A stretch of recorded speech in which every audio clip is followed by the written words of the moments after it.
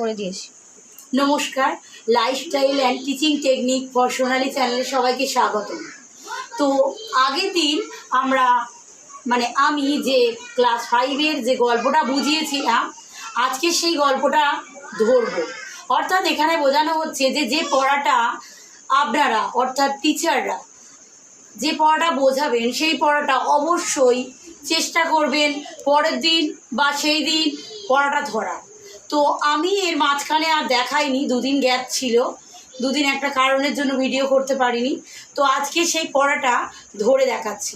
ওকে, চলো স্টার্ট। তো প্রথমে জিজ্ঞাসা করি শব্দ অর্থ যাকে জিজ্ঞাসা করবো সে বলবে, ঠিক আছে? শ্রীকদা বলো, আপত্তি মানে কি? বাধা। বাহ। আচ্ছা, গুজব মানে কি পৌলমী? গুজব মানে কি? রাইট, রটানো। গুজব মানে রটানো। আচ্ছা বলো তো, উৎসাহ মানে কি? উৎসাহ মানে সাহস। হ্যাঁ, সাহস, কিন্তু ওটা ভালো কথায় কি বলা যায়? উৎসাহ মানে কি? কাজ করার ইচ্ছা, তাহলে সেটাকে ভালো কথায় কি বলা হয়? কি বলবে? আগ্রহ।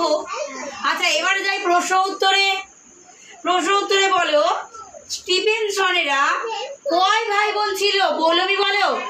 স্টিফেনসনরা 6 ভাই বোন। বাহ, ঠিক বলেছো। তুমি বলো দেখি, প্রথম রেল ইঞ্জিন চালু হয় কত সালে? 1814 সালে। না, 1830 সালে চালু হয়েছিল। নেক্সট তুমি বলো তো, স্টিফেনসনের ছেলে রবার্ট একজন ছিলেন কি ইঞ্জিনিয়ার, ডাক্তার না অভিনেতা? ইঞ্জিনিয়ার। বাহ। তুমি বলো, লোক বোঝাই করে স্টিফেনসন স্টকটন না ডার্লিংটন না ওয়াশিংটনে ফিরে এলেন? ডার্লিংটনে ফিরে। না, ডার্লিংটনে তো গিয়েছিলেন। স্টকটনে ফিরে। রাইট। এবার প্রশ্ন উত্তর ধরি কয়েকটা, দেখি কিরাম পারছো। কে বিলাতে আলু আর তামাকের প্রচলন করেন? Sir Walter. Sir Walter. আচ্ছা, দেখে নিত। বাহ, স্যার ওয়াল্টার র্যালে। ঠিক বলেছো। তুমি বলো, জর্জ স্টিফেনসন প্রথম কবে চলন্ত ইঞ্জিনের পরীক্ষা করেন? 1814 সালে। বাহ, ঠিক বলেছো। তুমি বলো তো, প্রথম কোথা থেকে জর্জ স্টিফেনসনের ইঞ্জিন চলেছিল? ডার্লিংটন থেকে স্টকটন থেকে ডার্লিংটনে গেছিল। আচ্ছা, এবার বলো তো, কত বছর বয়সে জর্জ স্টিফেনসন রেল ইঞ্জিন আবিষ্কার করে? 30 বছর। 30 বছর বয়সে। বাহ, ঠিক বলেছো। আচ্ছা, একটু বড় প্রশ্ন জিজ্ঞাসা করি তো।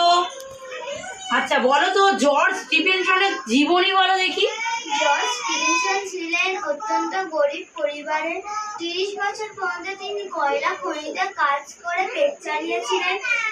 স্টিফেনসনরা ছিল 6 ভাই বোন। তাদের মা বাবা অত্যন্ত গরিব ছিল। আর বাহ, তারপরে থেকে তুমি বলো দেখি আত্মজীবনীটা একবার বলো।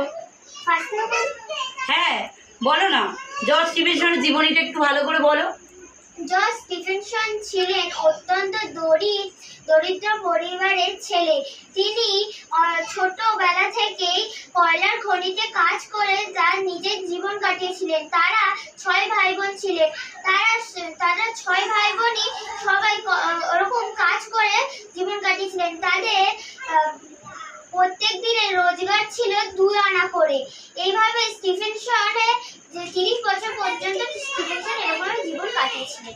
তারপরে চিন্তা ভাবনা করে কয়লার খনিতে থাকার পরে চিন্তা ভাবনা করেছিলেন কি, যে ওই কয়লা পুড়িয়ে বাষ্পের মাধ্যমে রেল গাড়ি চালানো সম্ভব। আর রেলগাড়িতে করে অনেক লোক নিয়ে গিয়ে জিনিসপত্র নিয়ে এক দেশ থেকে অন্য দেশে যাওয়া সম্ভব।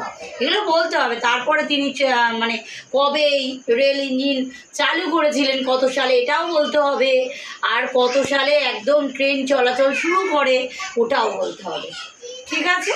বাহ, মোটামুটি ভালোই পারছো। আচ্ছা তুমি বলো তো আরেকটা, তুমি বলো, তোমার বলো তো, না জানি সে সময় লোকের মনে কিরকম উৎসাহ ছিল? কোন সময়ের কথা বলা হয়েছে? যখন প্রথম রেল ইঞ্জিন চালু করার কথা ছিল তখনই লোকের মনে উৎসাহ ছিল। না, ভালোভাবে বলো না, তুমি বলো। না জানি সে সময় লোকের মনে কি রকম উৎসাহ হয়েছিল। কোন সময়ের কথা এখানে বলা হয়েছে? যখন স্টিফেনসন প্রথম রেল ইঞ্জিন আবিষ্কার করেছিলেন তখন লোকের মনে অনেকই উৎসাহ জেগে উঠেছিল। না, যখন স্টকটন থেকে ডার্লিংটনে ট্রেনটা প্রথম চালানো হলো, তখন প্রথম যারা ট্রেনে উঠেছিল তখন না জানি মানুষের উৎসাহ কত মানে কীরকম ছিল সেটা বলেছে। ঠিক আছে, মোটামুটি হয়েছে। তোমরা আর একটু ভালো করে বাড়িতে পড়বে, আর প্রশ্ন উত্তর যখনই মুখস্থ করবে করে না দেখে খাতায় ওটা লিখবে, লেখার পরে আবার নিজে নিজে মেলাবে, তাহলে জানবে পড়াটা খুব ভালো মুখস্থ হয়েছে। ঠিক আছে, তাহলে তোমাদের ছুটি। তো বন্ধুরা, দেখলেন যে আমি কিভাবে একটা গল্প পড়ানোর পরে বোঝানোর পরে কিভাবে পড়াটা ধরলাম। আপনারাও চেষ্টা করবেন এইভাবে গল্প নিজে আগে পড়ে নেবেন, নিয়ে তারপর বাচ্চাদের পড়াবেন।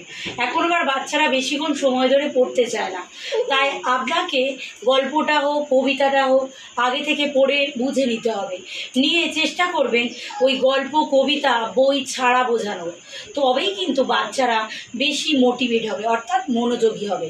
আমার এটাই বলার ছিল। নমস্কার, নেক্সট এপিসোডে আবার দেখা হবে।